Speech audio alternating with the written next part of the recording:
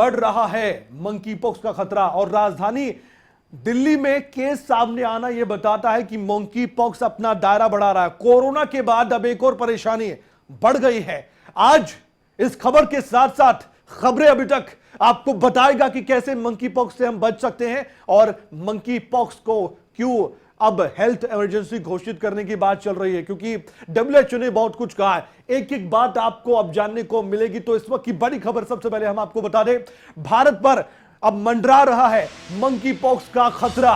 राजधानी दिल्ली में monkey pox का पहला केस सामने आया है, यह चिंता का विषय है। इससे पहले आप जानते हैं पहला केस कहां पे आया था देश में सामने, वो केरल में आया था। केरल राज्य में ही कभी कोरोना का भी पहला केस देश में सामने आया था तो वो केरल में आया था। उसके बाद केस बढ़ रहे हैं मंकी पॉक्स के भी। केरल के बाद अब राजधानी दिल्ली में देश का चौथा मरीज मिला है मंकी पॉक्स का। दिल्ली में मरीज मौलाना आजाद मेडिकल कॉलेज में भर्ती किया गया है। स्वास्थ्य मंत्रालय ने 31 वर्षीय व्यक्ति में संक्रमण की पुष्टि कर दी है। मरीज मौलाना आजाद की कोई ट्रैवल हिस्ट्री नहीं है, यह जानकारी मिली है। और केरल में पहले मिल चुके हैं मंकी पॉक्स के 3 मामले, ये जानकारी मिली है।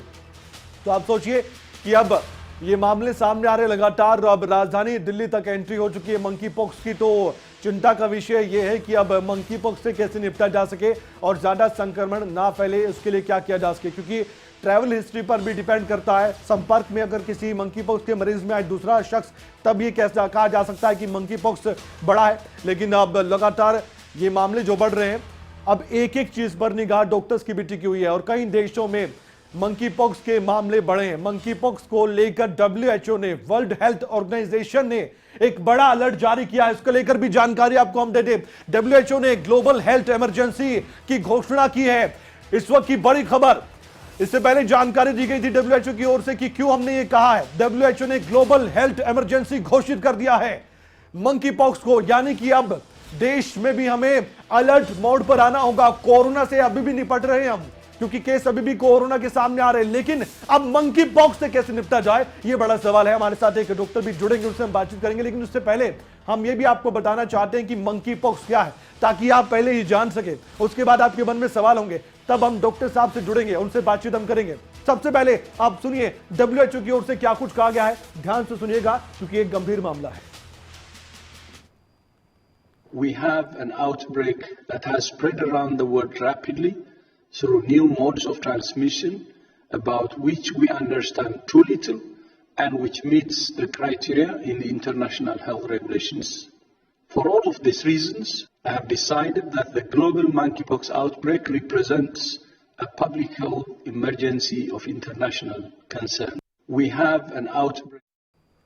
अब आपके मन में कई तरह के सवाल हैं जिनके जवाब हम आपको देंगे और डॉक्टर्स आपके सामने रखेंगे। इसलिए हमने आज ये सोचा कि जब लगातार केस मंकी पॉक्स के बढ़ रहे हैं तो इससे बचा कैसे जा सके और आप भी, ताकि लोगों को जागरूक कर सके। Doctor R S. बेदी साहब जो कि एडवाइजर हैं, वो हमारे साथ जुड़ चुके हैं और ये एक एसोसिएशन से जुड़े हुए हैं और उनसे हम जानकारी हासिल करेंगे मंकी पॉक्स को लेकर। सर, आपका बहुत बहुत स्वागत है खबर अब तक पर।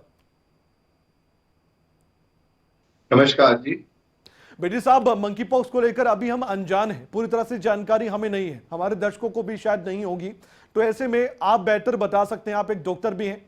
बेदी साहब, बता दीजिए आज की मंकी पॉक्स से कितना खतरा देश को अब है, क्योंकि केरल में केस सामने आया था पहला, उसके बाद 2 और केस सामने आ गए थे, अब राजधानी दिल्ली तक ये केस आ गया है। तो ऐसे में कोरोना की तरह क्या इसकी भी चेन बनती है क्या डॉक्टर साहब? देखिए, कोरोना से ये काफी मात्रा में ये फर्क है। इसमें बेसिक जो डिफरेंस वो ये है कि कोरोना तो हवा में फैलता है, सांस से फैलता है, इसके लिए स्किन टू स्किन टच होना बहुत जरूरी है। तो या तो कोई किसी की वजह से होगा या कोई एक प्रोलॉन्ग जो है वो एक दूसरे के संपर्क में लोग जो आएंगे उसके साथ ये आगे बढ़ेगा। तो इसके जो गाइडलाइंस जारी की जाएंगी तो कोरोना की गाइडलाइन से थोड़ी फर्क होंगी। इसमें हमें थोड़ी सी संभावना इसलिए मिलती है कि इसके अंदर जैसे हम मास्क पहन के उसके बाद भी हमें खतरा रहता था कि जो हवा से ये और एटमॉस्फेयर से ये हमारे को एक दूसरे को ना फैले, ये मंकी पॉक्स में ऐसा होने के कोई अंदेशा नहीं है। इसमें स्किन टू स्किन, थोड़ा सा प्रोलॉन्ग स्किन टू स्किन जो टच है उसकी जरूरत है। सर, ये हमारे देश में कहां से आया, कहां से इसकी उत्पत्ति हुई है, ये मंकी पॉक्स है क्या? अगर आप अपने शब्दों में बताएं बहुत साधारण तरीके से, ताकि हमारे दर्शक समझ पाए कि मंकी पॉक्स क्या है। क्योंकि हमने चिकन पॉक्स तो सुना था, अब ये मंकी पॉक्स क्या है? देखिए, आपने चिकन पॉक्स सुना है, जो हमारी उम्र के लोग हैं उन्होंने स्मॉल पॉक्स सुना है, जो कितने साल, कितने दशक पहले ये हिंदुस्तान से खत्म हो चुका है। अब स्मॉल पॉक्स के टीके भी नहीं लगते हैं। जी तो मंकी पॉक्स की तुलना जो है वो जो खतरनाक स्मॉल पॉक्स था उससे की जा रही है, ना कि जो थोड़ा milder form of chicken pox से की जा रही है। तो एक तो हमें ये समझना पड़ेगा कि एक हैरानी की जो अभी तक जो जानकारी मिली है, जो दिल्ली में जो केस की जिसका आप जिक्र कर रहे थे, जी वो केस जो है वो बाहर के देश में कहीं पर गया भी नहीं है, फिर भी उसको ये पाया गया है। तो ये थोड़ी सी एक चिंताजनक बात है। इसके अगर मैं लक्षणों की बात करूं तो क्लासिकली इसमें पहले 2 या 3 दिन बुखार होता है, जी उसके बाद बॉडी एक्स होती हैं, रैशेस होते हैं। जो इनके टिपिकल रैश होते हैं वो स्मॉल पॉक्स की तरह ही होते हैं, उसमें थोड़ा सा पानी भी भरा होता है, और उसके अलावा जो लिम्फ नोड है वो भी सूज जाते हैं इसके अंदर, और उसमें दर्द होती है। ये जनरली कांटेक्ट के 2 या 3 हफ्ते के बाद इसके लक्षण जो है सामने आते हैं। डॉक्टर साहब, मंकी पॉक्स से बचा कैसे जा सके? और अगर किसी को ये है और वो बाई चांस बाहर भी घूम रहा है, भीड़ के इलाके में है, जैसे कोरोना से हम बचने के लिए तरह तरह के उपाय ढूंढते हैं और हमें मालूम भी है अब तो, लेकिन मंकी पॉक्स से कैसे बचा जा सके अगर हमें मालूम तक नहीं है कि किसी शख्स को मंकी पॉक्स है भी कि नहीं है? बहुत ही अच्छा सवाल है। देखिए, एक तो जो हमारी भारतीय संस्कृति है, जी इसमें हमने शेक हैंड की जगह ये नमस्कार जो है, इसको हमने एक साधन माना है एक दूसरे को ग्रीट करने का। तो मैं समझता हूं कि ये हमें नमस्कार का जो एक तरीका है, ये सारे विश्व में अभी फैलना चाहिए।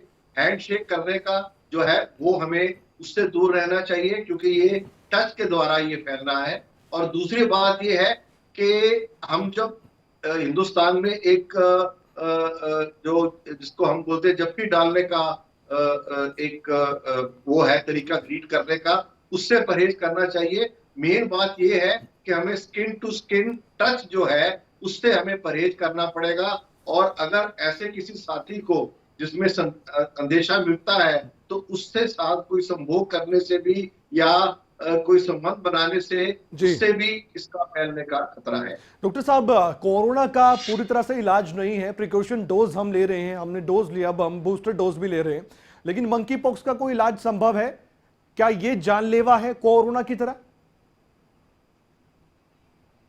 इसमें जो अभी तक आंकड़े सामने आए हैं, 1 या 2% लोगों में ये मौतें जो हैं, वो जो दर जो है वो 1 या 2% है। इसमें कुछ एंटीवायरल जो ड्रग्स थे जो स्मॉल पॉक्स में देखे गए थे कि कामयाब सिद्ध हुए हैं, वो ट्राई कर रहे हैं, मगर अभी it is too early to say कि कौन सी ऐसी ट्रीटमेंट है जो इसको ठीक कर पाएगी। तो आज के दिन में ये कहना सही होगा कि अभी हमें इसका पूर्णतः इलाज के बारे में कोई जानकारी नहीं है। अगर चिकन पॉक्स से मंकी पॉक्स की तुलना करें तो कितना अलग मंकी पॉक्स है चिकन पॉक्स से? क्योंकि जैसे कि आपने भी कहा कि हमने भी देखा है कि चिकन पॉक्स के लक्षण क्या होते हैं, कैसे उसे ठीक करते हैं, लेकिन मंकी पॉक्स कितना अलग है उससे और कितना खतरनाक या कितना उसके जैसा ही है? देखिए, चिकन पॉक्स के जो तुलना में चिकन पॉक्स का एक तो जो एंटीवायरल ड्रग्स हैं वो हमें मालूम है कि चिकन पॉक्स के एंटीवायरल ड्रग्स जो हैं वो अगर आप टाइम पर ले लें, शुरुआत में ले लें, तो चिकन पॉक्स माइल्ड हो जाती है या वो उसके जो कॉम्प्लिकेशंस हैं उससे हमें बचा जा सकता है। मगर ऐसी कोई स्पेसिफिक ड्रग जो है मंकी पॉक्स के अगेंस्ट नहीं बनी हुई है। तो इसलिए क्योंकि इसका इलाज नहीं है, तो चिकन पॉक्स का तो आज इलाज आ चुका है, और आज के समय में हम ये कह सकते हैं कि चिकन पॉक्स से कोई ऐसा अंदेशा नहीं है कि कोई किसी की मौत हो सके या कोई बहुत कॉम्प्लिकेशन में चिकन पॉक्स वाला पेशेंट जा सके। अंतिम सवाल सर, लोगों को क्या कहना चाहेंगे एक डॉक्टर होने के नाते हमारे माध्यम से आप? देखिए, जो ये क्योंकि टच से इसका संबंध है, इसलिए मैं ये कहूंगा कि आप एक दूसरे से जितना हो सके आप टच ना करें। इसमें हाथ मिलाने की जगह पे अगर आप नमस्कार का प्रयोग करें जी। और एक दूसरे जो हमें आदत है कि हम हक करते हैं एक दूसरे को, उसको उससे बचा जा सके। संभोग करने से, संबंध रखने से, खास करके जिन लोगों को हम जानते नहीं है, तो ये सब चीजें जो है ये बहुत जरूरी है। क्योंकि ये जानना सबसे बड़ा जरूरी है कि जब तक आप किसी टाइम तक दूसरे जो जिसको ये इन्फेक्शन हुई है उसको टच नहीं करेंगे, तब तक ये आपको ट्रांसफर होने की इसकी संभावना कम है।